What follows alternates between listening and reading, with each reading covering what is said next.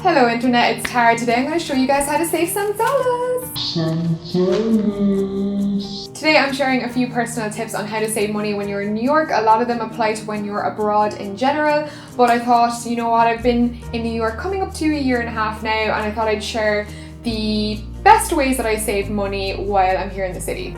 Oh my god, bank charges. So if you were like me, a little bit blasé and naive when moving to New York about finances and banking, trust me, this is the fastest way that money is going to slip through your fingers, and it's a tip that I really wanted to share and hit home with you guys. There is a way to avoid most of those charges, which I've been using for up to a year. I guess it's my first immigrant tip, and that's that everyone here that's like me, especially from Ireland, uses TransferWise to take their money from back home and send it to America, because it is a lot cheaper than transferring from a bank to another bank. I have a couple of different UK and Irish bank accounts as well that I get paid into, so when it comes to transferring that money or my savings from there to here, I could have lost a lot of money. I've done 24 transactions in total. To be honest, I was a bit skeptical at the start because I didn't really feel comfortable using anything other than my bank to transfer money. I put a screen grab of one of my first transactions in January 2016. I was transferring savings from home. I needed to put a deposit and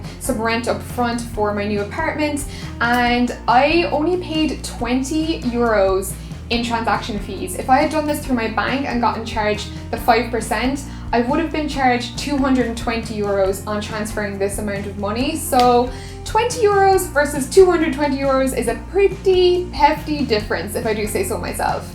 Literally, banks can charge on average around 5% on all of those transactions. Plus, if you've got a bank like me that charges a transaction fee on top of that, which is £7, then you're gonna lose money pretty quickly, and you're not gonna get that rate that you saw on Google exchange rates or on XE. You're gonna get a substantial amount less, and it's a bit of a shocker, to be honest, when you transfer money and you're kind of like, where's the rest of it? So that is why I would definitely have no hesitations in recommending TransferWise if you're going anywhere abroad. The little amount of money that they charge for the transaction is a lot more fair to me. It feels very honest, and that's why I like using them. The rest of my tips are a little bit more New York specific, how to save money sort of on the daily, and there's a bunch of different ways you can do that here if you've never been here before. Do not be afraid of the public transport here in New York. The subway system is absolutely incredible, especially if you're a solo traveler. This is the most efficient way to save money because things like taxis to and from the airport are pretty expensive. For example, if you're going to or from JFK, the subway line is really straightforward. You just get on the end of the line and then you transfer onto the air train, and that'll take you to your terminal.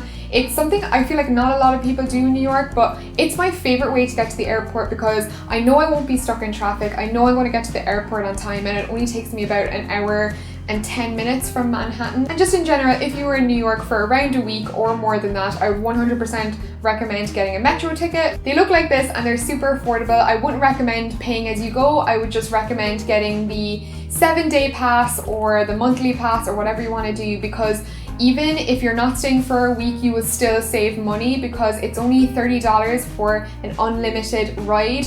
And when you're new to New York, you make a lot of mistakes on the subway. You go in and out a lot and change trains and hop on and off a lot. So this is the best way, the fastest way to get around and see the most of New York. You can also use these on the bus as well. So if you need to get the crosstown bus from the east side to the west side, super handy too. And I think you can get the bus to LaGuardia Airport too, so handy. Another tip I have if you are trying to save money on your trip to New York is maybe consider getting an apartment, so like an Airbnb or a sublet from Gypsy Housing or something like that, because food is a really big expense here in New York. Everything costs $20 pretty much every time you sit down. It's just the way it is with tax, and also tipping the waiters 18 to 20% is really important here, so you need to take that all into account. And you can save so much money on the daily if you just have an apartment where you can maybe prepare a breakfast and a lunch to take with you, and then spend your money having a nice dinner out for dinner,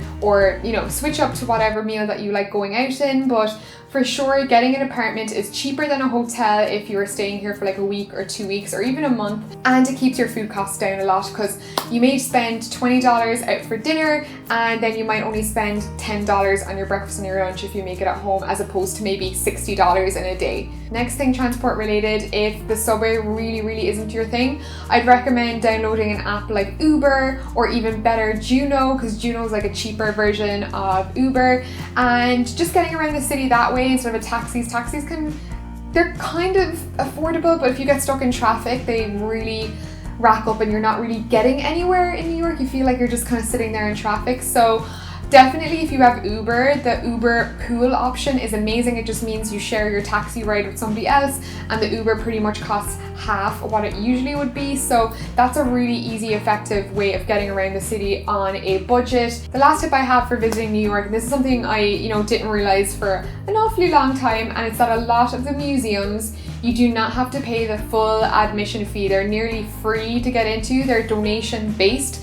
So any museum or gallery that you see, look at the fine print on the ticketing poster and see if it says suggested fee, because what they do is they put up this price list and then in tiny fine print they'll put in that it's donation based. So if you're coming from abroad and maybe your English isn't great or you miss the fine print, you'll think that you need to pay $25 to go into the Natural History Museum, when in reality you could pay $2, you could pay $5, you could pay $1. Honestly, I would recommend giving something so that, to avoid the weird looks from the employees there. But if you're on a budget, it just means there's so much cultural activities to do that you don't necessarily need to spend much money on. 100% New York is the city for happy hours, so if you are thinking of going for some drinks, I would definitely recommend hitting up your favorite bars at happy hour. Yes, it is super busy, but the drinks can be up to half price, and again, cocktails and things like that are super expensive in New York, so if you can get them half price, you can get drunk twice as fast and have a merry old time. So I totally recommend that. Apps like Hooch might get you some discounts on drinks, and things like Price Per Pint will let you know where in your area has kind of the cheapest drinks at that time. If you have any tips to share with me, don't forget to leave them in the comments below. Share the love. Those are my top tips on how to save money while in New York, whether it be long term or short term. I do hope you enjoyed them and got something from it if you were planning a trip to New York yourself. Thank you all so much for watching. I will catch you all in my next video.